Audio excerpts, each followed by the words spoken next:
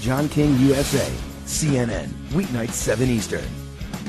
Arnie Gunderson with us now live. Arnie, you were with us very early and throughout this crisis, and you long argued it was worse than they were telling us. What do you make of this news now? And how could they have not known?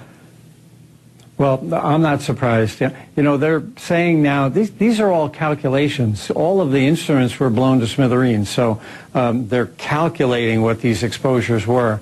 How could they not know? I think there was some confusion, and there's some cultural issues, too, with the Japanese. But the biggest problem is this combination of being a regulator and a promoter of nuclear power. There's a revolving chairs situation in the Japanese structure where executives go to work for the regulator and the regulator goes to work for Tokyo Electric. And that makes it hard to really see how serious the accident is while you're in it. And as we try to judge the fallout, not only in Japan, and we'll see what that government report says, but we talked about some radiation, relatively low amounts, very low amounts, making its way across the Pacific. You've seen evidence of what's called hot particles showing up on the U.S. West Coast, in Seattle, for example. What are we talking about, and how worried should people be?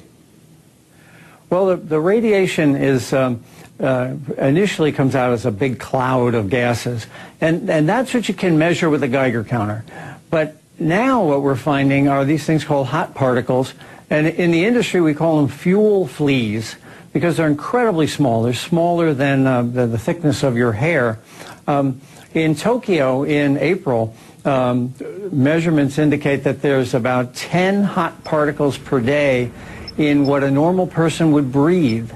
And it's interesting because in Seattle, it didn't go down that much. It was about 5 hot particles a day.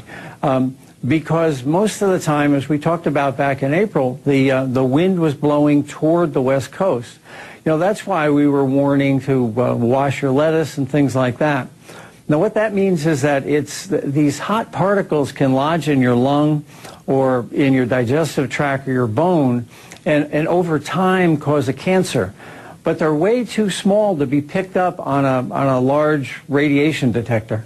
And so, do you believe there are enough of them that people in the West Coast of the United States need to be worried, or is it a very minor concern?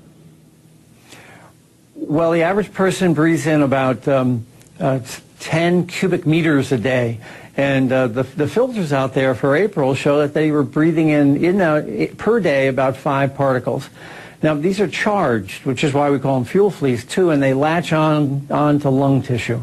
You know, I'm still advising my friends to wash all of your vegetables to make sure you can get it off. But short of that, we're at a point now where you just can't run from the particles that are still in the air. Well, keep watching that. I want to show our viewers some satellite images that we have of then and now. Satellite images of the Fukushima nuclear plant on March 14th. Compare it to May 25th.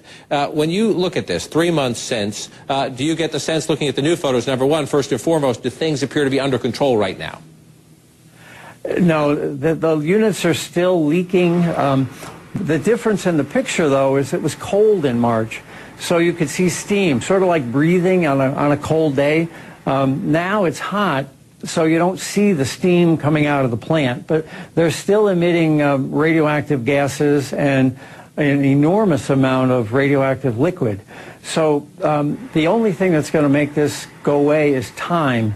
They're going to need another year or so before this radioactive material cools down to the point where it doesn't boil anymore. And until it stops boiling, you're going to be cranking out steam and you're going to be cranking out radioactive liquid.